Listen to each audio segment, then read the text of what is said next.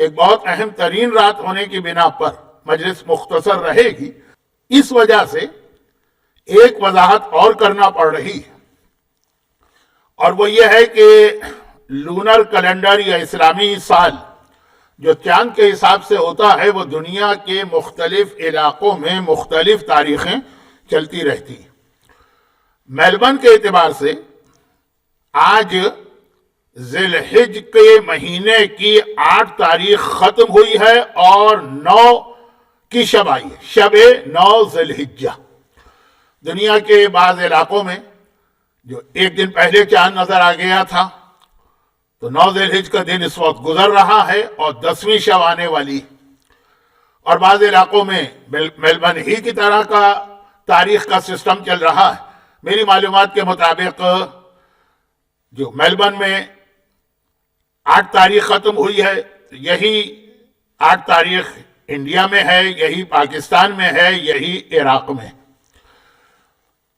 یہ میں نے اس لیے عرض کیا کہ آج کی مجلس کا کچھ تعلق تاریخوں سے بھی ہے کہ کون سی ڈیٹس کہاں چل رہی ہے۔ اچھا، پہلے تو میں یہ عرض کر دوں کہ پتہ نہیں کتنے سالوں کے بعد آج یہ دوسرا موقع مجھے مل رہا ہے کہ یہ والی مجلس میں کسی عزاخانے میں پڑھ رہا ہوں، ورنہ سال ہا سال گزر گئے، شاید جسے اردو میں کہا جائے کہ نصف صدی یا ہاف سینچری تقریباً، کہ یہ مجلس ہم لوگ عرفات کے میدان میں رات کے اندھیرے میں ریت پر بیٹھ کر احرام پہن کے پڑھا کرتے تھے۔ نہ سر پہ ٹوپی ہوتی تھی، نہ پاؤں میں موزے ہوتے تھے، نہ جسم پہ عبا اور قبا ہوتی تھی، صرف کفن کی طرح کا احرام پہنا ہوا ہے اور رات کے اندھیرے میں۔ سال گزشتہ بھی حج کی پابندیوں کی وجہ سے مجلس میں نے یہاں سے پڑھی، اور آج بھی یہاں، تو وہ جو ماحول عرفات کے میدان کا اس رات کے اندھیرے میں ہوتا ہے، وہ مجھے کچھ خاص موضوعات پہ لے جاتا تھا، یہاں عزاخانے میں ممکن نہیں ہے۔ صرف اپنی گزشتہ 4 تقاریر سے ایک ربط ملاتا ہوں۔ میں نے پچھلی تقریر میں بھی عرض کیا تھا کہ قرآن کریم میں سورہ مائدہ کی 2 آیت، یہ ہماری ان تمام مجالس کا عنوان بنی ہے جو ماہ رمضان کے بعد ہوئی ہیں۔ 6 امام کی شہادت، 8ویں امام کی ولادت کا جشن، 9ویں امام کی شہادت، 5ویں امام کی شہادت، اور آج جناب مسلم ابن عقیل کی شہادت، یہ مسلسل 5 مجلسیں اس آیت پر ہے جو سورہ مائدہ کی 2 آیت۔ اور اب جو ہمارے کیلنڈر میں اہم ترین ڈیٹ آنے والی، وہ سورہ مائدہ کی آیت نمبر 3 بنے گی۔ اليوم اکملت لکم دینکم واتممت علیکم نعمتی ورضیت لکم الاسلام دینا، وہ اس کے بعد والی آیت۔ اور وہ سورہ غدیر، اب آج کے بعد جو اہم ترین اجتماع مومنین کرام کا ہوگا تقریر کے حوالے سے، وہ عید غدیر، تو بالکل غدیر سے ملی ہوئی آیت ہے، اور اس آیت کا حق ادا نہیں ہوا۔ امام بارگاہ علی رضا شارجہ میں نے اس آیت پہ پورا اشرا پڑھا تھا، اور وہ بہت میرے اعتبار سے اہم موضوعات والا اشرا تھا۔ وہ یہاں 5 مجالس میں بات نہیں ہو سکی، کیونکہ ہر مجلس میں امام کے حالات بھی کچھ بیان کرنا پڑتے تھے، بلکہ آدھے سے زیادہ، تو بات نامکمل رہتی تھی۔ لیکن اسی نامکمل بات کو ہی آج تھوڑا سا ایک دوسرے اینگل سے بیان کر کے 5 مجالس کو مکمل کرنا ہے۔ آیت کا ترجمہ یہ ہے کہ نیکی اور تقوی کے کام میں ایک دوسرے کی مدد کرو، ہیلپ۔ انگلش ٹرانسلیشن میں یہاں پہ تعاونو کا لفظ ترجمہ لکھا ہیلپ کرو ایک دوسرے کی نیکی اور تقوی کے کام میں۔ اب یہاں پہ ایک سوال یہ پیدا ہوتا ہے کہ ہمیں تقوی میں ایک دوسرے کی مدد کرنا ہے، تو پہلی بات تو یہ کہ تقوی ملتا کہاں ہے؟ وہ کون سی دکان ہے جہاں یہ تقوی ملتا ہے؟ وہ کون سا ڈپارٹمنٹل اسٹور ہے جہاں یہ تقوی ملتا ہے؟ وہ کون سی سپر مارکیٹ ہے جہاں یہ تقوی ملتا ہے؟ وہ کون سی گروسری شاپ ہے کہ جہاں یہ تقوی ملتا ہے؟ وہ کون سا شاپنگ مال ہے جہاں پہ یہ تقوی ملتا ہے؟ یقیناً جو لوگ بار بار مکہ مکرمہ گئے، میرا یہ لفظ سن کر ان کے ذہن میں ہوٹل انٹر کانٹیننٹل آ رہا ہوگا جس کا نام ہے دار التقوی، بالکل حرم کے سامنے۔ وہیں کھڑے ہو کے تو ہم لوگ حرم میں داخل ہونے کی دعا پڑھتے رہے ہیں 40 سال، اگرچہ اس ہوٹل کو بنے ہوئے تو 40-50 سال نہیں ہوئے، لیکن وہ تو اس کا نام رکھا گیا۔ اصلی دارو تقوی کہاں, اصلی تقوی سپر مارکیٹ کہاں پہ وہ تقوی ملتا ہے, یہ تقوی ہمیں کہاں سے حاصل ہوگا. اس میں ایک اہم پیغام اسلام نے دیا. بعض اوقات بعض طالب علم بڑے بڑے مسائل پر جب بات کرتے ہیں تو ٹھوکر کھا جاتے ہیں. ابھی حال ہی میں کسی کا کوئی کلپ سن رہا تھا, اتفاقاً سننے میں آ گئے کہ جی وہ بتانا یہ چاہ رہے تھے کہ واجبات پہلے ہیں مستحبات بعد میں ہیں, کہ جی وہ خواتین آ کے پوچھتی ہیں کہ لیلۃ الرغائب کی نماز کا طریقہ کیا ہے, اور شب قدر کی نماز کا طریقہ کیا ہے, اور 15 شعبان کی نماز کا طریقہ کیا ہے. چھوڑیں یہ سب, کچھ نہ کریں, قطع رحمی ختم کر دیں اور صلہ رحمی کریں. اور بہن سے جا کے پھر وہ واقعہ پڑھا نا کہ ایک بھائی اپنی بہن سے تعلقات کاٹ کے بیٹھا تو کتنا عذاب اس پر آیا, بھائی بہن کا واقعہ. اور اس میں یہ بات کہی کہ سب چھوڑ دیجئے, اصل چیز وہ. اچھا اب ایک طرح سے بات صحیح ہے, ایک طرح سے غلط کن معنوں میں ہے وہ میں بتا رہا ہوں. اور وہ یہ کہ تقوی کہاں سے ملتا ہے. ہمارے بچپنے میں ایک کارٹون فلم ہوتی تھی پوپائی دا سیلر, اس کے اندر اس کی ساری طاقت کا راز اسپینش کے اس ڈبے میں تھا, وہ کھاتا تھا پوپائی اور اس کے بعد اس میں طاقت آ گئی. تقوی کہاں سے آتا ہے؟ یہ تقوی آتا ہے ان اعمال اور دعاؤں سے جو یقیناً مستحب ہیں, مگر یہ مستحب دعائیں, یہ مستحب اعمال آدمی کو متقی بنانے میں کام آتے ہیں. یہ وہ طاقت عطا کرتے ہیں, یہ آدمی کو اسپریچول پاور دیا کرتے ہیں. پوپائی دا سیلر کی طاقت ہے اسپینش کے اندر. یا بائبل میں ایک اسٹوری سیمسن اینڈ ڈیلائلا کی, سیمسن کی طاقت ہے اس کے بالوں کے اندر. اور مومن کو جو تقوی کی طاقت ملتی ہے وہ انہی اعمال انہی دعاؤں سے ملتی ہے جو اصول کے اعتبار سے تو ٹھیک ہے سنت چیزیں ہیں, لیکن بعض سنت چیزیں وہ طاقت اور برکتیں لے کے آتی ہیں جو واجب میں ہماری مدد کیا کرتی ہیں. جیسا میں نے پچھلی تقریر میں عرض کیا نا کہ دل چاہتا ہے نماز پڑھنے کا, نہیں پڑھی جاتی. دل چاہتا ہے روزہ رکھنے کا, نہیں رکھا جاتا. رمضان کے روزوں کی بات نہیں کر رہا ہوں, سال کے باقی روزے. دل چاہتا ہے بہت سے عمل بہت سارے واجبات کرنے کا, نہیں ہو پاتے. حجاب ہے مثلاً, داڑھی ہے مثلاً, میوزک کو چھوڑنا ہے. تو یہ جو کمزوری مومن میں آتی ہے اس کو دور کرنے کے لیے وہ اعمال ہوتے ہیں, جن میں سے ایک اہم ترین تاریخ آج کی رات اور کل کا دن. میلبرن کے کیلنڈر کے اعتبار سے بات کر رہا ہوں, یعنی 8 ذی الحج کا دن ختم ہو کے جو شب 9 آئی, شب عرفہ, اس کی جو دعائیں, اس کے جو اعمال. اچھا یہ اعمال بہت مختصر ہے, آج کے اعمال بہت مختصر ہیں, شاید آدھے گھنٹے کے اندر مکمل ہو جائیں گے جتنی دیر میں آپ لوگ دعائے کو محل پڑھتے ہیں. اور کل آنے والے دن کے اعمال بہت زیادہ, مگر یہ وہ اعمال, اور اسی کو ملا لیجئے شب قدر کے اعمال سے, اسی کو ملا لیجئے 15 شعبان کے اعمال سے, اسی کو ملا لیجئے عمل ام داؤد سے. یہ بظاہر سب سنت چیزیں, لیکن یہ مومن کو وہ طاقت عطا کرتی ہیں جو پریکٹیکل لائف میں حرام سے مقابلہ کرنے میں انسان کے کام آتی ہیں, جو واجبات کے انجام دینے میں مومن کے کام آتی ہیں. تو ان کی اہمیت اس لیے اسلام نے بہت بتائی ہے, اور زیادہ تفصیل میں اس وقت نہیں جاؤں گا. صرف یہ عرض کروں گا کہ ہر مومن جانتا ہے کہ سال میں اہم ترین مہینہ عبادتوں کے حوالے سے رمضان کا ہے, اور اس میں بھی شب قدر. پھر معصوم کی حدیث آتی کہ جس نے شب قدر کو کھو دیا وہ سارا سال اتنے پرابلم میں رہے گا منیمم, اور ہو سکتا ہے اس کے بعد بھی رہے. یہاں تو ہمارے یہاں اصول یہ ہوتا ہے کہ لوگوں کا آپس میں جھگڑا ہوتا ہے, غصہ اللہ پہ نکلتا. اسی شب قدر میں ایک مومن مجھ سے ناراض ہو گئے تو کیا ہوا, وہ جا تو سکتے نہیں تھے, بیٹھ گئے عمل میں. بعد میں کہا مولانا میں نے آج ایک عمل بھی نہیں کیا. تو کیا نقصان کس کا کیا؟ مولانا صاحب کا, اللہ کا. نقصان تو آپ نے ہی کیا, اپنا پورا سال آپ نے ضائع کر دیا ہے. ابھی تو 2 ہی مہینے ہوئے ہیں, آگے آنے والے 8 مہینے بھی ہیں. تو ہمارے یہاں یہ ہے کہ خاتون کو میں جانتا ہوں, بہت ساری خواتین کو جانتا ہوں, خاص اس کا واقعہ ان کا بہت مشہور ہے. جی وہ جھگڑا ہو گیا کسی سے, انہوں نے حجاب اتار پھینکا. اچھا یہ ہے, میں نہیں کروں گی حجاب. کس کا نقصان کیا آپ نے؟ داڑھی شیو کر دی, کس کا نقصان کیا آپ نے؟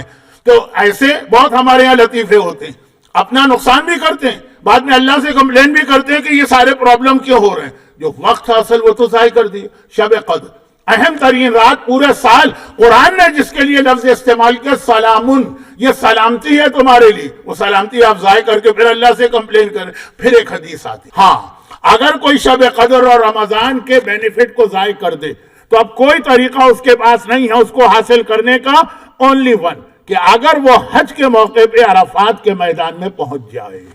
اور اس وقت جب میں میلبرن میں الاسر اسلامک سینٹر میں یہ تقریر کر رہا ہوں تو یہاں کے کیلنڈر کے اعتبار سے ہم ایک دن پیچھے چل رہے ہیں ڈیلے، ورنہ خود عرفات کے اعتبار سے اس وقت جن لوگوں کو حج کی اجازت ملی ہے وہ سب حج کے لیے میدان عرفات میں پہنچ چکے ہیں، اور میری گھڑی کی سوئی بتا رہی کہ خطبہ حج شروع ہو چکا 12:27۔ آج وہاں ظہرین کا ٹائم تھا، اور یہ واحد موقع ہے کہ جب برادران اہل سنت بھی ظہر اور عصر کی نماز ملا کے ایک ساتھ پڑھا کرتے ہیں حج میں، تو نماز ایک ساتھ ملا کے پڑھی اور خطبہ حج شروع ہو گیا۔ اس وقت خطبہ حج ہے، اس وقت وہ سارے حاجی احرام پہنے ہوئے دوپہر کی دھوپ کے اندر بیٹھے ہوئے ہوں گے مسجد نمیرہ کے اطراف میں اور آس پاس۔ یہ واحد موقع ہے کہ جو شب قدر اور رمضان کو کھو بیٹھے وہ وہاں جائے، تب اس کو یہ برکتیں ملیں گی۔ اب میری 2 تقریر پہلے 9 امام کی شہادت کی مجلس میں نے عرض کیا تھا کہ اعمال کا بھی اسلام نے ایک سسٹم بتایا۔ مثلا حرز جواد 9ویں امام کا تعویذ ہرن کی کھال پر، اور ہرن بھی ایک خاص علاقے کا ہو تہامہ کا۔ زیارت عاشورہ کے بینیفٹ تنہائی اور اکیلے میں اس کو پڑھا جائے اور پورا پڑھا جائے، شارٹ کٹ نہ کیا جائے، تو ایک طریقہ۔ تو اس میں بھی طریقہ ہے کہ اصل میں خود حج کے میدان میں پہنچو۔ ہاں، اب اگر کوئی وہاں نہیں پہنچ پاتا تو some thing is better than nothing, یہاں پر اپنے وطن میں اعمال عرفات کے ذریعے سے برکتیں حاصل کر لے، تو کیا کہنا اس دن کے اعمال کا جسے رمضان اور شب قدر سے بھی زیادہ افضل قرار دیا گیا ہے۔ تو کل کے اعمال کے حوالے سے ہر جگہ ہوں گے اعمال، اور جہاں نہیں ہوں گے تو کتابوں میں بھی ہیں، یوٹیوب پر بھی ہیں۔ میرے پاس ویسے ہی وقت کم ہے، آج کا موضوع بہت اہم ہے، صرف اعمال کی طرف آپ کی توجہ میں نے مبذول کرائی، اور پچھلے سال کا ایک جملہ ریپیٹ کر کے اس بات کو مکمل کروں، اور یہی اعمال آپ کو وہ تقوی، وہ طاقت دیں گے جس کے بعد آپ متقی بن سکیں گے۔ ایک آخری جملہ، اور وہ یہ کہ کل کے اعمال میں بہت اہم چیزیں ہیں 2۔ نمبر 1 غسل، اور نمبر 2 روزہ۔ البتہ روزے کے لیے ایک روایت ہے، اور واحد اونلی 9 ذی الحجہ کا دن ہے جس کے لیے روایت آئی، اور وہ روایت یہ آئی ہے کہ روزہ رکھنے سے اگر کسی میں دعا کی کمزوری ہو رہی ہے تو دعائیں زیادہ امپورٹنٹ ہے۔ جو جملہ تمام مجتہدین نے لکھا ہے، الدعاء افضل من الصوم یوم العرفہ، عرفہ کے دن دعا کی فضیلت روزے سے زیادہ۔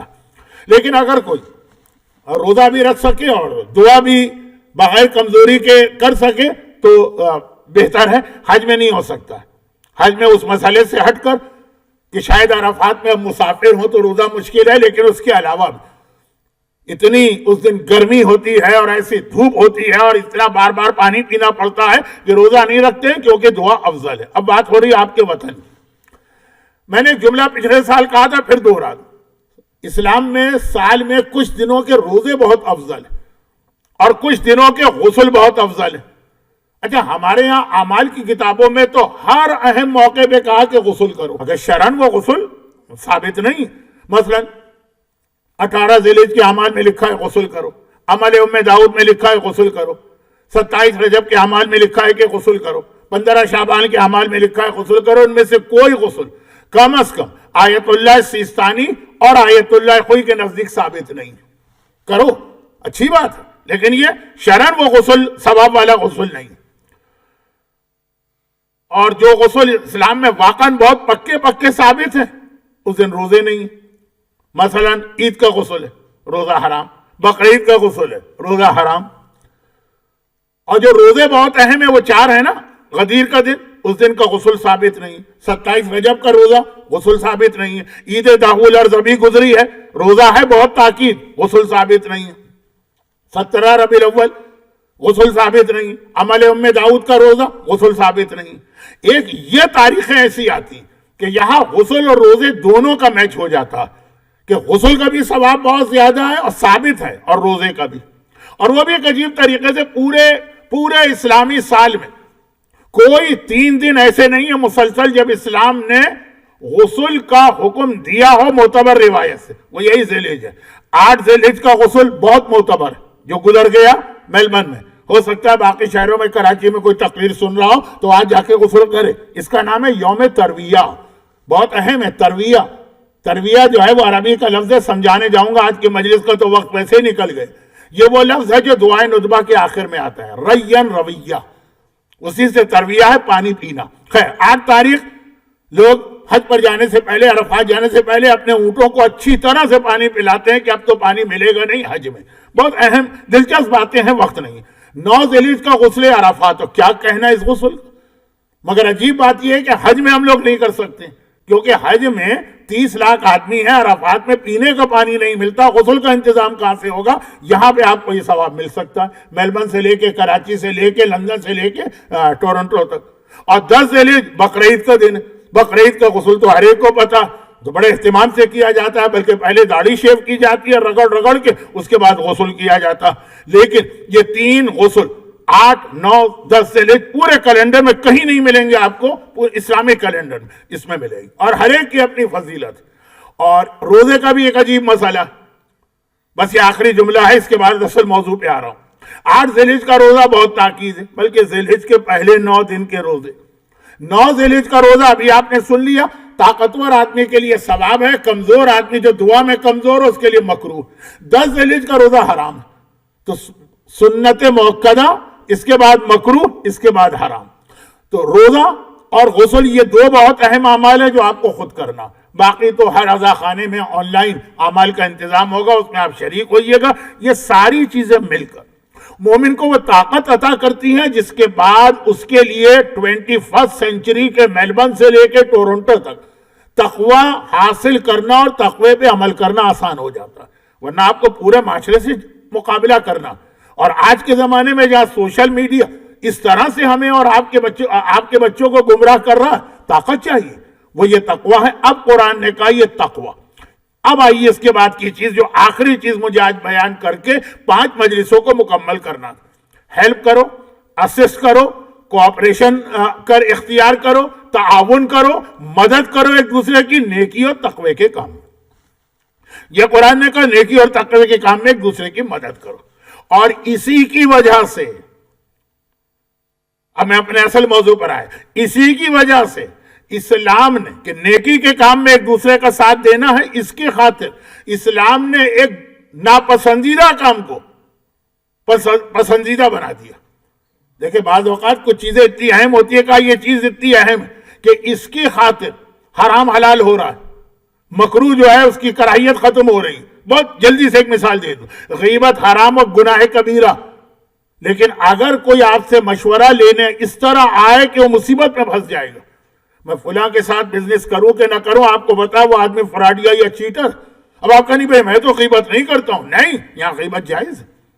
اگر کوئی آپ سے مشورہ لینے آیا کہ میں فلاں لڑکی سے شادی کروں کہ نہ کروں، اور آپ کو پتا ہے کہ اس لڑکی میں اتنی خرابی ہے کہ بعد میں اس کی زندگی جہنم بن جائے گی، اب آپ متقی نہ بنیے. یہ تقوی نہیں ہے. یہ نہیں بھائی ہم کسی کی برائی نہیں کرتے، وہ جانے اس کا کام جانے، نہیں.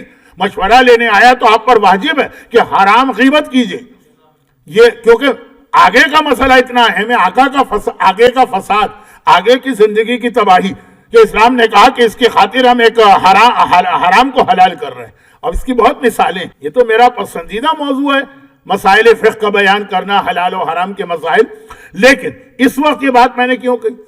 اسلام میں ایک کام ناپسندیدہ، اور وہ کیا ہے کہ آدمی دوسروں کو دکھا کر اور بتا کے نیکیاں کرے. ہر ایک کو پتا.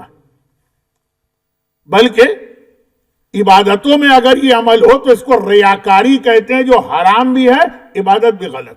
آپ اس لیے نماز پڑھ رہے ہیں کہ دوسروں کو دکھانا، آپ اس لیے وضو کر رہے ہیں کہ دوسروں کو دکھانا، آپ اس لیے روزہ، اب مثالیں بہت ہیں. یہ تو حرام. عبادتوں میں، عبادتوں کے علاوہ اگر آپ دوسروں کو دکھا کے کام کریں تو حرام تو نہیں، لیکن بہرحال ایک ناپسندیدہ عمل. اب اس کی مثالیں ہونی چاہیے، وقت نہیں. لیکن 2 ایسی جگہیں جہاں اسلام نے اجازت دی کہ لوگوں کو دکھا کے کام کرو، اور ان میں سے کچھ جگہوں پہ تو کہا بہتر ہے کہ دکھا کے کام کرو.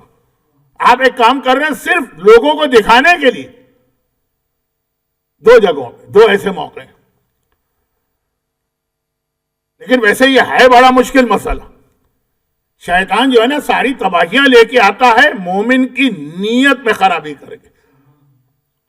بھئی ہم شراب پیئیں گے تو شیطان جو ہے نا وہ تو زیادہ ہمارے معاملے میں دخل نہیں دے گا، کیونکہ ہم تو پہلے ہی اس کی پسند کا کام نماز پڑھ رہے ہیں نا، اس میں شیطان گھبرائے گا، اب آ کے وہ ہماری نیت کے اندر ریاکاری لے کے آئے گا۔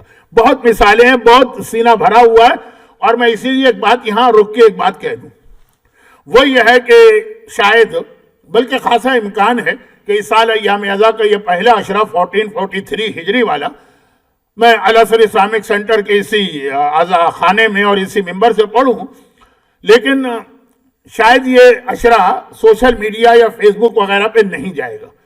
تو آپ کو معلوم ہے کہ شروع سے ہی 4 سال ہو جائیں گے اس غدیر کے موقع پہ العصر کو۔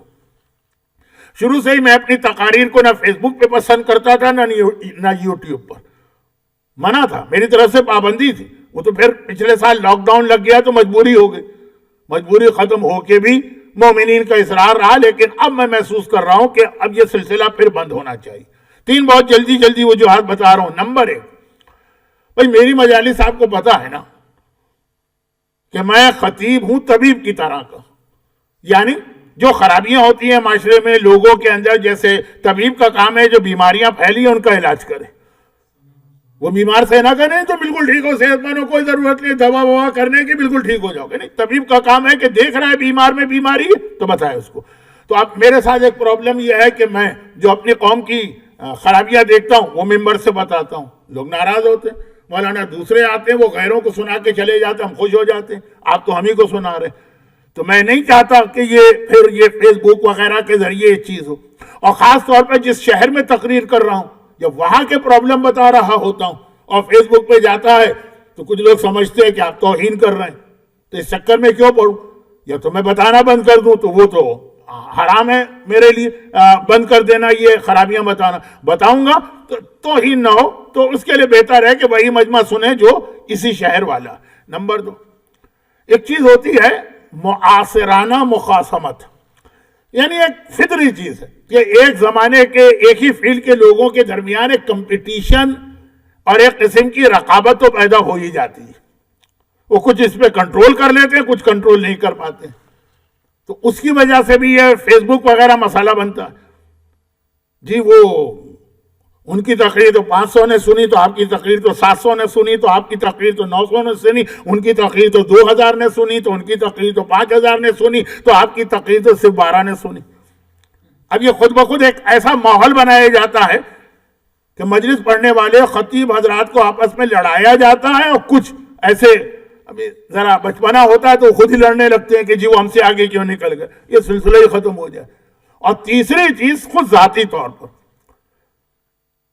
علماء کرام سے کے لیے 2 بہت بڑے مسئلے معصوم نے بتائے۔ نمبر 1، پیسے کی لالچ، حریصن علی الدنیا مکبن علی الدنیا، وہ اگر وہ دنیا کے پیچھے پڑ گیا، یہ سب سے ہر ایک کے لیے خرابی ہے، عالم کے لیے سب سے بڑی خرابی، اس میں اتنی روایت۔ نمبر 2، پیسہ نہیں، شہرت، پاپولیرٹی، فیم، یہ اتنی خطرناک چیز ہے عالم کے لیے کہ روایتوں میں اس سے بچنے کا اتنا حکم آیا، پورا شیطان تباہ کر دیتا ہے اس چیز کو۔ سولجر بازار کے لوگوں کو یاد ہوگا، پرانی نمائش پر مزار قائد اعظم کے سامنے ایک بہت بڑا بل بورڈ لگا تھا، ایک بورڈ لگا تھا، شیطان 5 گدھے لے کے جا رہا ہے، تو ان میں سے ایک گدھے پہ حسد تھا، کہا یہ علماء کو بیچنے جا رہا ہوں، آپس میں بھی، اور خود یہ کہ یہ شہرت کی لالچ تمنا ہوتی۔ تو اب یہ یوٹیوب نہ ہو اور فیس بک نہ ہو، پتہ ہی نہیں چلتا کس کی مجلس کتنوں نے سنی، تو ہمیں تو اس سے غرض ہی نہیں ہے، لیکن یہ دوسروں کے لیے نہیں، کسی سے کمپٹیشن نہیں، خود آدمی کے دل میں خیال نہ ہونے پائے۔ شیطان کو دیکھا خواب میں ایک بہت بڑے عالم نے، بہت پریشان نظر آ رہا ہے، بہت پریشان۔ ارے شیطان پریشان؟ بھئی شیطان کیوں پریشان ہے؟ نہ اس کو روزی کا مسئلہ، نہ اس کو اولاد کا مسئلہ، نہ اس کو جاب کا مسئلہ، نہ اس کو لاک ڈاؤن کا مسئلہ، نہ اس کو بیماریوں کا مسئلہ، نہ اسے کورونا کا مسئلہ، نہ اس کے خاندانی جھگڑوں کا مسئلہ، وہ کیوں پریشان ہے؟ ایک لائن میں ایک سوال پہلے کر لوں، جو مجمع بھی میری بات سن رہا، اگر یہ پوچھا جائے کہ شیعہ دنیا کا آج تک کا سب سے بڑا مجتہد کون گزرا، تو جواب آئے گا شیخ مرتضی انصاری۔ یہ کب کی بات میں کر رہا ہوں؟ یہ امام زمانہ کی غیبت صغرا سے لے کے آج 1442 ہجرہ میں آیت اللہ سیستانی اور رہبر آغا خامنہئی تک کے زمانے کو شامل کرے. اور پچھلے سال ایک تقریر میں نے عرض کیا تھا کہ خدا نے بھی ان کو ایسے موقع پہ پیدا کیا جب سب سے زیادہ اسلام کو ضرورت تھی اس وقت اجتہاد کی. یورپ میں رینیسنس کا زمانہ آیا اور انگلینڈ میں وہ انڈسٹریل ریولیوشن آیا. اب وقت نہیں ہے میرے پاس, آلریڈی جو ٹائم اناؤنس ہے وہ آ چکا ہے اور ابھی اعمال بھی کرنا ہے. تو بہت سب سے بڑا مجتہد پوری شیعہ تاریخ کا اگر کسی کو کہا جائے شیخ مرتضی انصاری. شیطان کو دیکھا بہت پریشان, اور پریشان اس طرح کہ اس کے کندھے پہ رسیاں ہیں, سب ٹوٹی ہوئی ہیں, کندھے پہ جال ہیں. جال کچھ لوگ مچھلیاں پکڑتے ہیں, کچھ پرندے پکڑتے ہیں, وہ جو جال ہوتے ہیں شیر کو پکڑنے کے لیے لوہے کے جال استعمال ہوتے ہیں, وہ اس کے پاس بہت سارے ہیں, سینکڑوں, سب ٹوٹے ہوئے. اس عالم نے پوچھا شیطان سے تم اتنا پریشان کیوں؟ کہا تمہارے مرتضیٰ نے میری راتوں کی نیند حرام کر دی. اب وہ تمہارا مرتضیٰ سے مطلب یہ شیخ مرتضیٰ انصاری. آج تک کوئی شخص میرے پھندے سے نہیں بچ سکا ہے. یہ بات کر رہا ہے کب سے؟ شیطان کب سے بات کر رہا ہے؟ میں نے تو بات کی غیبت صغریٰ نا. شیطان بات کر رہا ہے حضرت آدم کے زمانے سے اس زمانے تک کی, ایک سے ایک نبیوں کا زمانے دیکھا. معصوم کی بات نہیں ہو رہی ہے, لیکن اس ہر زمانے کے معصوم کے دور میں جو ان کے چاہنے والے تھے, چاہے وہ آدم ہو, چاہے نوح ہو, چاہے موسیٰ ہو, چاہے عیسیٰ, کہا آج تک ایسا نہیں ملا. کہا کیا پریشان کیا؟ کہیں دیکھ رہے ہو میرے ساتھ یہ رسیاں, یہ جال, میں بڑے سے بڑے مقدس انسان اور عالم پر میں اس کے ذریعے میں نے جال پھینک کے ان کو شکار کیا, میرے قبضے میں آ گئے, یہ کبھی نہیں آئے میرے قبضے میں. کہیں کیسے جال ہے؟ کہیں یہ شہرت والے. کسی عالم کے دل میں خیال پیدا کر دیا تمہاری مجلس بہت اچھی ہے, دیکھو کتنے سننے والے. کسی عالم کے دل میں خیال پیدا کر دیا تمہاری کتاب کتنی اچھی ہے, دیکھو اس کتاب کو کتنے پڑھنے والے. کسی عالم کے دل میں خیال پیدا کر دیا کہ تم کتنے بڑے عالم ہو, دیکھو تمہارے کتنے اسٹوڈنٹس ہیں. یہ ساری چیزیں ہمارے حوزے میں ہوتی ہیں. کسی عالم کے دل میں خیال کر دیا, کبھی دیکھا ہے تم نے کتنے لوگ تمہارے پیچھے نماز پڑھنے دور دور سے آتے ہیں؟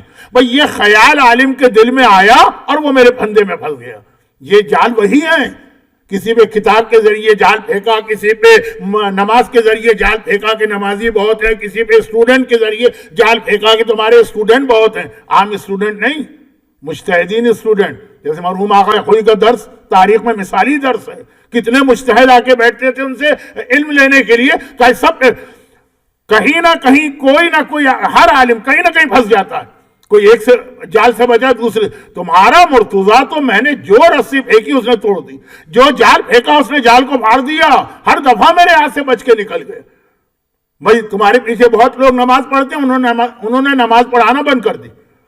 تمہاری کتاب بہت پاپولر ہے, انہوں نے کتاب کو بند کر کے چھپا دیا لاکر کے اندر, کسی کو دکھاؤں گا ہی نہیں. جتنے بھی طریقے ہیں یہ ہمیشہ بچ نکلا. اس کی وجہ سے اللہ نے ان کو رتبہ عطا کیا کہ شیعہ تاریخ کا سب سے بڑا مجتہد بنا, کیونکہ شہرت. اور یہ آج کل کا پورا سوشل میڈیا جو ہے نا بنایا ایسا گیا کہ ہمارے اچھے علماء جو ہیں وہ اس بندے میں پھنس جاتے ہیں. لائکس کتنے ہیں, شیئر کتنے ہیں, سبسکرائبر کتنے ہیں, کتنے لوگ دیکھ رہے ہیں. پھر ان کے وہ شیطان جو ہے نا اس کے جال جو ہوتے ہیں نا, آپ کو گولڈن بٹن دے دیا, آپ کو پلیٹینیم بٹن دے دیا, آپ یہ ہو گئے. یہ بہت خطرناک چیز عام آدمی کے لیے, لیکن اس سے زیادہ علماء کے لیے. تو اسلام کہتا ہے نیت بالکل سنسیئرٹی اور خالص ہو, لیکن دو جگہوں پر اجازت ہے کہ لوگوں کو دکھا کے کام کرو. بات بہت زیادہ لمبی ہو گئی, ابھی مصائب بھی آج تھوڑے سے زیادہ ہوتے ہیں, اختتام پہ لا رہا ہوں. نمبر 1, اگر کسی پر کبھی تہمت لگ جائے کہ یہ آدمی گناہگار ہے, مومن کو حق نہیں ہے اپنے آپ پر تہمت لگوانے کا یا اپنے آپ کو ذلیل کرنے کا. سورہ منافقون ایوری فرائیڈے پریئر میں پڑھا جاتا ہے. کیا ہے آیت؟ یہی تو ہے نا, للہ العزت ولرسولہ وللمؤمنین. عزت اللہ کے لیے ہے, عزت رسول کے لیے, عزت صاحبان ایمان کے لیے. مومن کی ایک عزت ہے, ایک رسپیکٹ ہے, ایک ڈگنیٹی ہے, مومن کا ایک مقام ہے معاشرے میں. ہاں یہ الگ بات ہے کہ یہ بھی روایتوں میں ہے کہ اگر کوئی خود ہی اپنی عزت کھو بیٹھے, گناہگار کو دیکھ کے مسکرانا بھی بعض اوقات اجازت نہیں ہے. یہ ایام عزا کے پہلے عشرے کا عنوان بنے گا اگر اس وقت تک مجھے مجلس پڑھنے کی توفیق رہی. لیکن نمبر 1 عزت, مومن کی ایک عزت. یہ ذاتی معاملات میں ہے، لیکن اگر ایک آدمی خود امام کی حدیث جو اپنی حیا کا پردہ خود اتار کے پھینک دے، یعنی شراب پینے لگے، پھر اللہ اس کی عزت نہیں رکھتا، وہ الگ موضوع ہے، یہ آج کا موضوع ہے نہیں، صرف اشارہ کر رہا ہوں۔ تو تہمت لگ گئی، فلاں آدمی نماز نہیں پڑھتا، اب وہ ایک نماز جان بوجھ کے پبلک کے سامنے پڑھے آ کر تاکہ یہ الزام اس پر سے ہٹے۔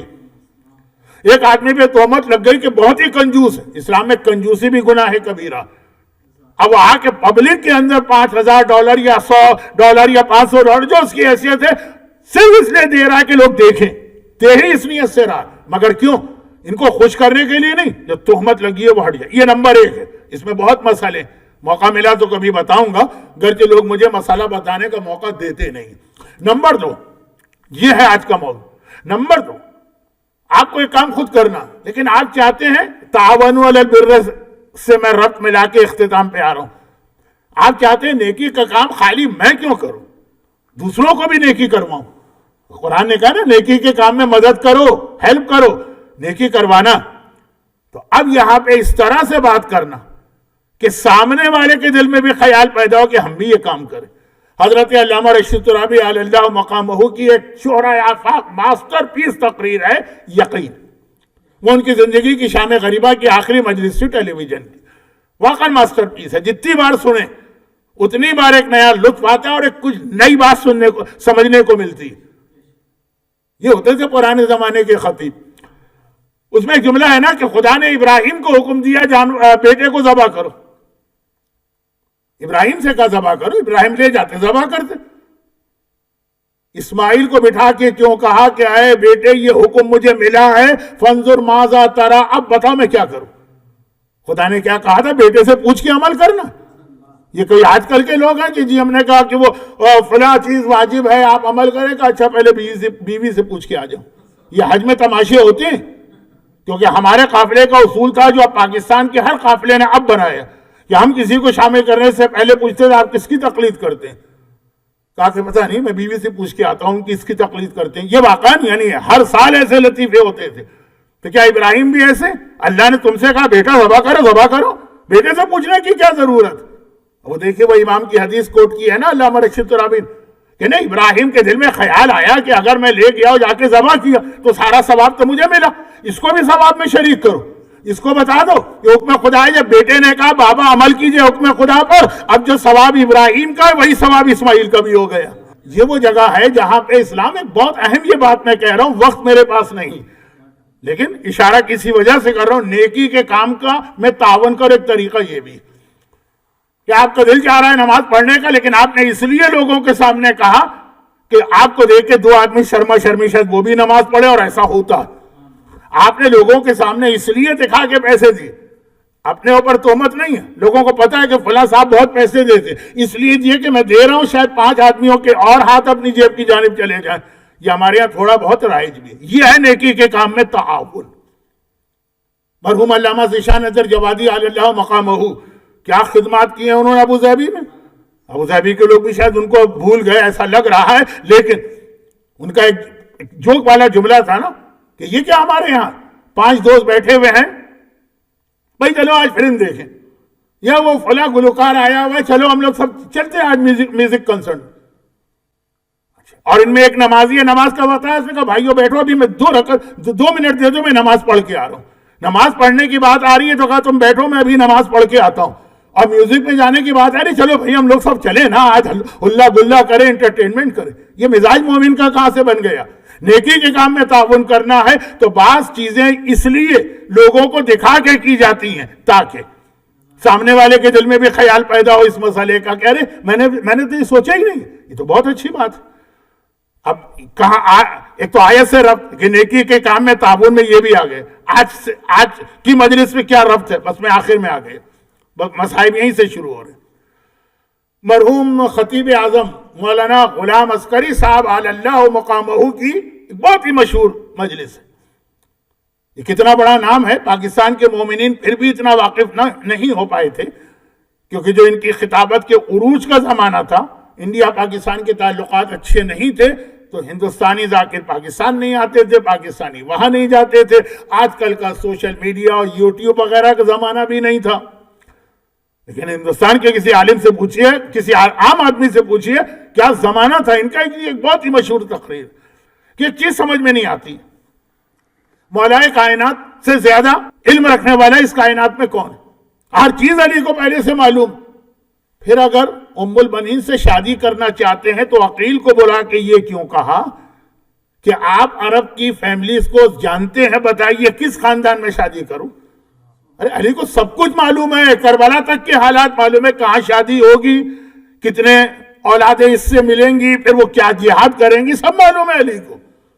میں بہت جلدی بات کر رہا ہوں، اس لیے بہت بنا سوار کے جملے نہیں پیش کر رہا، سب معلوم ہے علی کو. اس کے باوجود عقیل کو بلا کے آخر ان سے یہ مشورہ کیوں لیا جا رہا، ان سے کیوں کہا جا رہا کہ آپ بتائیے کہاں میں شادی کروں؟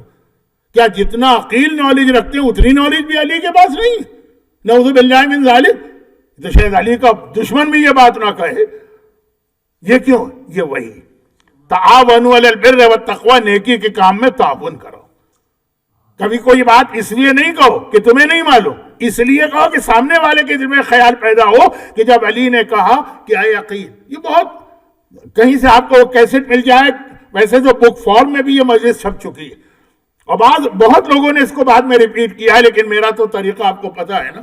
جس طرح میں کسی کی فزیکل پراپرٹی کو چوری کرنا صحیح نہیں سمجھتا، انٹلیکچوئل پراپرٹی کی چوری بھی نہیں سمجھتا، صحیح نہیں سمجھتا، تو ان کا انداز سننے والا ہے. میں تو بہت مختصر کر رہا ہوں کہ یہ اس لیے کہا کہ عقیل سے کہا کہ میں یہ چاہتا ہوں کہ میری بہادری کا ایک وارث و جانشین پیدا ہو جو کربلا میں میرے حسین کے کام آئے.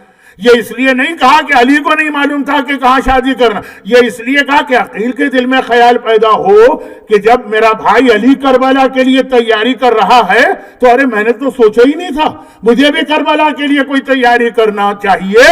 اور اسی کا نتیجہ مسلم ابن عقیل ہوں گے.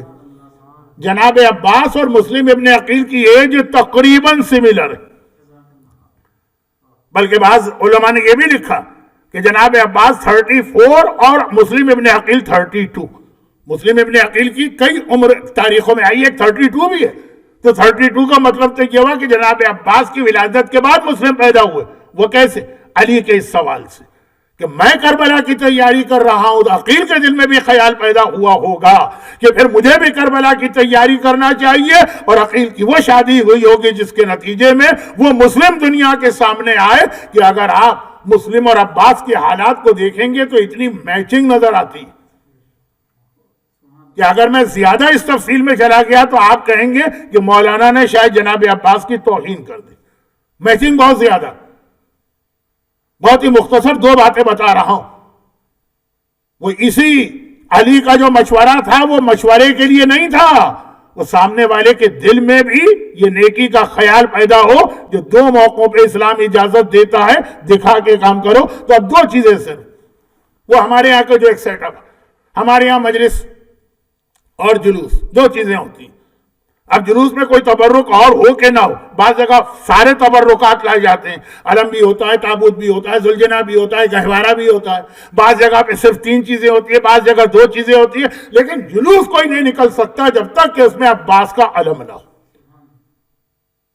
اور اسی طرح مجلس میں ہمارے ہاں بہت ساری چیزیں ہوتی ہیں، لیکن ہر مجلس کا اختتام ہوتا ہے زیارت کے اوپر. زیارت کیا ہے؟ مسلم ابن عقیل کا وہ آخری عمل ہے کہ جب جلاد کی تلوار چل رہی تھی، دارالعمارہ پر کھڑے ہو کر حسین سے بہت دور تھے لیکن اپنی جگہ کھڑے ہو کے حسین کو سلام کیا، اور حسین راستے میں جہاں تھے وہاں سے جواب سلام دیا. مجلس ہو نہیں سکتی جب تک کہ مسلم کی سنت پہ عمل نہ ہو، جلوس نکل نہیں سکتا جب تک کہ عباس کی سنت پہ عمل نہ ہو. اچھا، اب یہ تو ہو گیا ہمارا اور آپ کا ایک استدلال.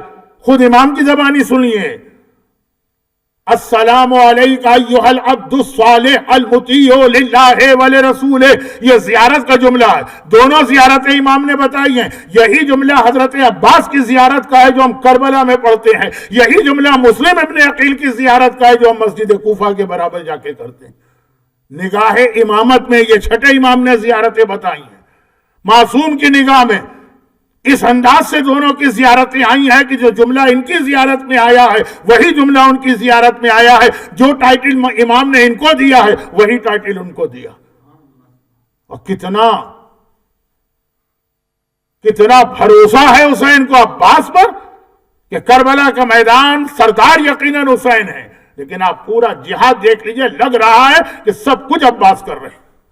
اور کتنا بھروسہ ہے حسین کو مسلم پر کہ اکیلے مسلم کو دشمنوں کے شہر کوفہ میں بھیج رہے ہیں، یہ کہہ کے بھیج رہے ہیں انا باعث الیکم اخی وابن عمی وثقتی من اہل بیتی، اہل بیت میں سب سے زیادہ جس پر مجھے بھروسہ ہے اس کو میں تمہاری طرف بھیج رہا ہوں۔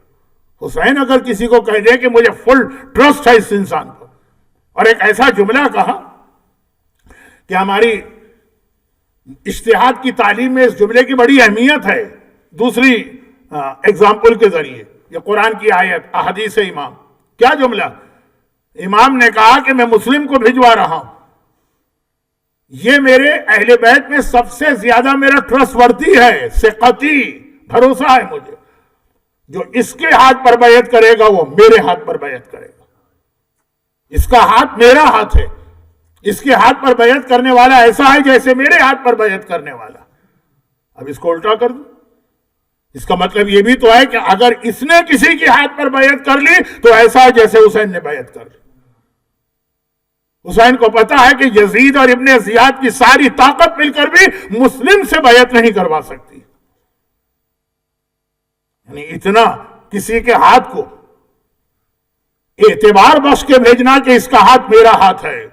تو اگر پازیٹو اس کا پہلو ہے تو نیگیٹو پہلو بھی تو ہے نا، کہ اگر خدا نہ خواستہ مسلم گھبرا جاتے، ڈر جاتے، اتنی فوجیں دیکھ کے پریشان ہو جاتے اور بیعت کر لیتے، حسین نے بیعت کر، حسین کو بھروسہ معلوم قیامت آ سکتی ہے، دنیا ادھر کی ادھر ہو سکتی ہے، مسلم سے کوئی بیعت نہیں لے سکتا۔ اور حسین نے جب مسلم کو بھیجا کوفے میں تو ایک منظر وہ بھی ہو گیا جو ہمیشہ حق والوں کے لیے ایک بہت اہم میسج۔ 40,000 آدمیوں نے مسلم کی ہاتھ پر بیعت کی، 40,000 اس زمانے کی ڈیموگرافی کو ذہن میں رکھیے گا۔ اور آج کی رات آئی، آج کی رات 8 ذی الحجہ کا دن ختم ہو کے 9 ذی الحجہ جب مسلم نے مسجد کوفہ میں، اللہ آپ میں سے ہر ایک کو مسجد کوفہ لے گیا، اس مسجد میں جب مسلم نے مغربین کی نماز پڑھی تو 7 یا 8 آدمی تھے، جب وہ نماز ختم ہوئی مڑ کے دیکھا تو ایک بھی پیچھے نہیں تھا، وہ 7-8 بھی جا چکے تھے۔ کل 40,000 جس کو جھک جھک کے سلام کرے، آج ایک آدمی بھی نہیں ہے اس سے بات کرنے والا۔ یہ پیغام میسج ہے کہ حق کے اوپر جب چلو تو پرواہ نہ کرو کہ کل بھرا ہوا مجمع ہے، آج ایک آدمی بھی نظر نہیں آ رہا۔ یہ تو سنت مسلم ابن عقیل ہے، یہ تو سیرت حسین ہے، یہ تو سیرت شہداء کربلا۔ ایک عجیب رات آئی، ایک عجیب رات آئی، جن کی خاطر اللہ نے کائنات بنائی، آج اسی کا ایک فرد، اسی فیملی کا ایک ممبر کوفے کی گلیوں میں رات کے اندھیرے میں گھوم رہا ہے اور کوئی اسے اپنے گھر میں پناہ دینے کو تیار نہیں۔ یعنی جو اہل بیت ہے آج وہ بے بیت کا رہ گیا۔ نماز پڑھ کے دیکھا تو ایک آدمی بھی نظر نہیں آ رہا، اور ہم مسلم مسجد سے باہر نکلے کوفے کی گلیوں میں گھوم رہے ہیں۔ ارے ہے کوئی پناہ دینے والا؟ آج حسین کے سفیر کو پناہ دینے کے لیے کوئی تیار نہیں ہے، یہاں تک کہ خدا آپ کو سلامت رکھے، آپ کے گھروں کو سلامت رکھے، آپ کے گھر کی خواتین کو سلامت رکھے۔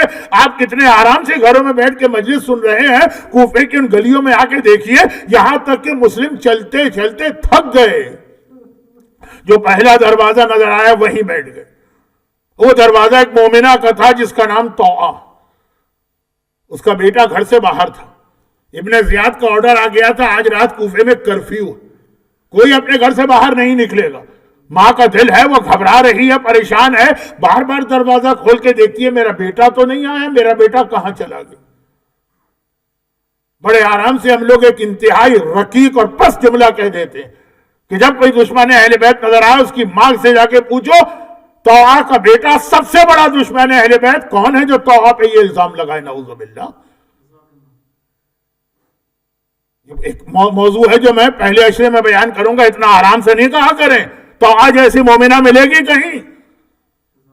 اے بیان کرنے والے اور ماں کا تذکرہ کرنے والے، تیری ماں کے بارے میں کہنا آسان ہے، لیکن طوعہ کے بارے میں یہ کہنا کہ اس نے کوئی خیانت کی؟ طوعہ بار بار آتی، اب جو دروازہ کھول کے اب جو باہر آئیں تو دیکھا کہ میرے دروازے پہ ایک شخص سر جھکائے بیٹھا، گھبرا کے کہا کہ اے شخص تو کون ہے، تجھے نہیں معلوم آج کی رات کوفے کے اندر کتنے خطرناک رات ہے، گھر سے باہر کسی کو نہیں رہنا چاہیے، حاکم کا حکم آ گیا ہے، اپنے گھر چلا جا۔ ہائے محمد کے نواسے کا وارث کیا کہتا ہے، سفیر کیا کہتا ہے کہ اے ضعیفہ، اور اگر کسی کا کوئی گھر ہی نہ ہو وہ جائے تو کہاں جائے؟ وہ جملہ سنا، تڑپ کے کہا کہ تو ہے کون جو یہ جملہ کہہ رہا؟ کہا نا مسلم ابن عقیل، میں عقیل کا بیٹا مسلم ہوں۔ تو نے تڑپ کے کہا کون مسلم؟ میرے آقا حسین کا سفیر۔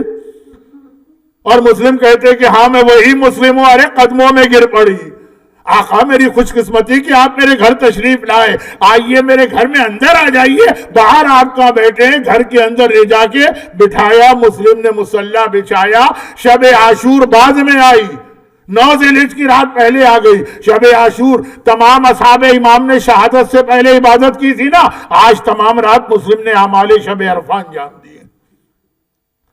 اور جب بیٹا آیا اور اسے پتا چلا کہ جس کو میں ساری رات ڈھونڈتا رہا ہوں حاکم سے انعام لینے کے لیے تو میرے گھر کے اندر ہے، ایک مرتبہ وہ دوڑا ابن زیاد کے پاس گیا۔ اے ابن زیاد، تیرے مجرم کو میں نے پکڑ لیا ہے۔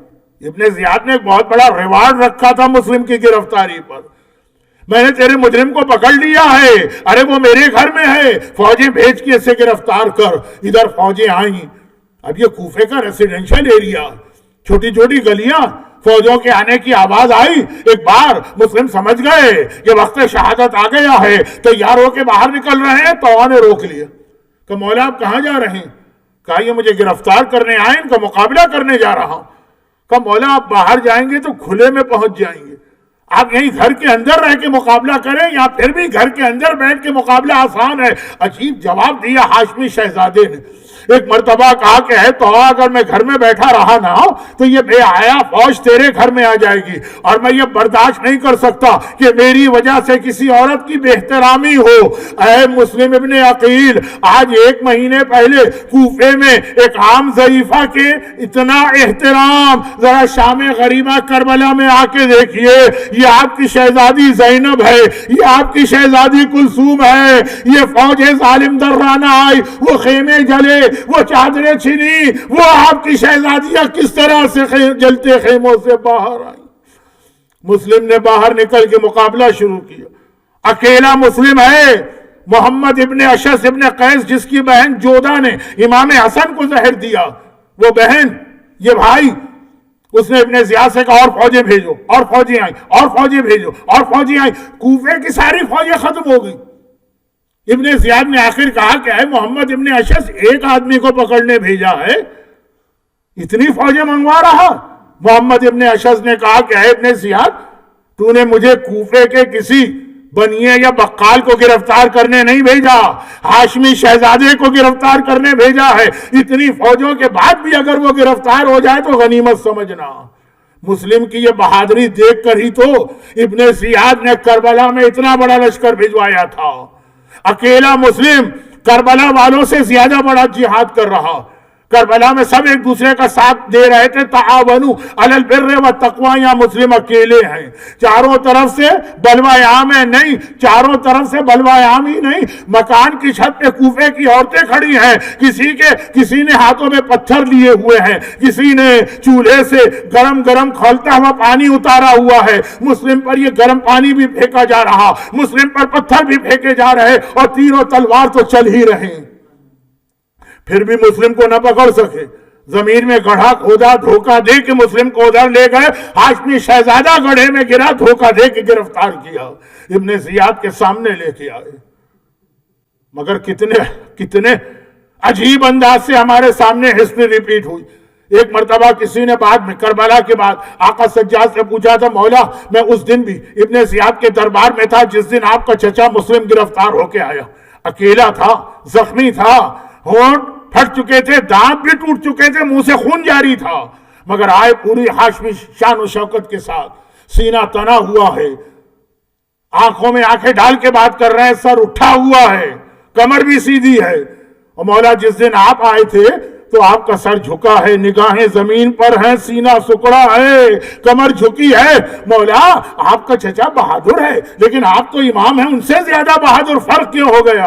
ہائے میرا مولا سجاد تڑپ کے کہا سوال کرنے والے تو نے انصاف نہیں کیا، میرے چچا کو تو دیکھا مگر وہ اکیلا آیا تھا، تنہا آیا تھا. ہائے جس دن میں ابن زیاد کے دربار میں آیا، محمد کی نواسیاں، علی اور فاطمہ کی بیٹیاں، میرا اہل حرم بے موقع اور چادر میرے سامنے ہے. آنکھیں اٹھے تو کیسے اٹھے؟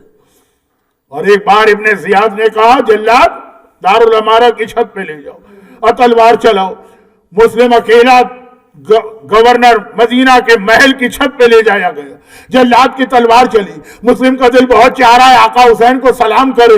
چاروں طرف دیکھا آقا کہاں؟ آقا تو مکے کے راستے میں ہے. بس ایک بار مکے کا رخ کیا، آواز دی السلام علیکہ یا ابا عبداللہ، اور جلاد کی تلوار چلی، گردن کٹی، سر ایک مرتبہ زمین پہ گرا، لاشے کو محل کی چھت سے گرایا گیا.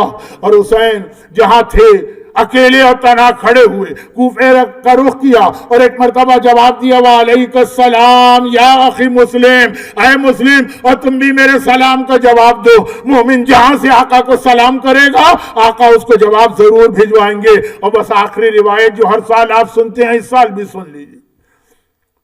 جب ابن زیاد کوفے میں آیا اور مسلم کو ڈھونڈ رہا تھا نا تو کوفہ بند کر دیا تھا، نہ کوئی کوفے میں باہر سے آ سکتا ہے نہ کوفے سے باہر جا سکتا. اور حسینی قافلہ کوفے کی جانب چل رہا. کئی دن ہو گئے کوفے کے راستے سے کوئی مسافر آتا نظر نہیں آ رہا. مسلم ابن عقیل کے بچپنے کے دوست ہیں عباس، اور بہنوئی بھی ہیں عباس کی بہن کی شادی ہوئی ہے مسلم سے. تڑپ تڑپ کے کہتے ہیں آقا کئی دن گزر گئے کوفے سے کوئی آ ہی نہیں رہا، کہیں سے مجھے میرے بھائی مسلم کی خبر ملے. حسین خاموش. آخر ایک دن قافلہ روکا تھا، راہ کوفہ سے کچھ مسافر آتے نظر آئے کئی دنوں کے بعد. عباس نے ہاتھ جوڑ کے کہا مولا اجازت ہے ان کو بلا کے ذرا ان سے پوچھ لوں. حسین نے کہا بلاؤ. بلائے گئے. کہا کہاں سے آ رہے؟ جواب دیا کوفے سے آ رہے ہیں. عباس نے تڑپ کے کہا کہ کوفے سے آ رہے؟ کوفے میں تو میرا بھائی اور بہنوئی مسلم بھی تھا، کچھ مسلم کی خبر ہے؟ ایک بار سب نے سر جھکا کے کہا مولا جب ہم کوفے سے چلے تھے نا تو 3 دن ہو گئے تھے، مسلم کا بے سر کا لاشا کوفے کی گلیوں میں گھسیٹا جا رہا تھا اور مسلم کا کٹا سر ابن زیاد کے محل کی چھت سے لٹکا ہوا تھا. حسینی لشکر میں ماتم شروع ہوا لیکن حسین اٹھ کے خیمے میں آئے. زینب سے کہا زینب ذرا مسلم کی بچی کو تو لے کے آنا. زینب چلی. حسین نے روک دیا اس طرح نہیں لانا، تیار کر کے لانا، لباس بدل دینا، چہرہ دھلا دینا، بالوں میں تیل ڈال دینا، کنگھی کر دینا، تیار کر کے لانا. وہ بچی تیار کر کے لائی گئی. حسین نے گود میں بٹھایا. یہ حسین کی بھانجی ہے، حسین کی بہن کی بیٹی ہے. حسین نے سر پہ ہاتھ رکھا. بچی نے تڑپ کے کہا مامو آج تو آپ اس طرح سے ہاتھ پھیر رہے جیسے یتیم بچوں کے سر پہ ہاتھ پھیرا جاتا ہے.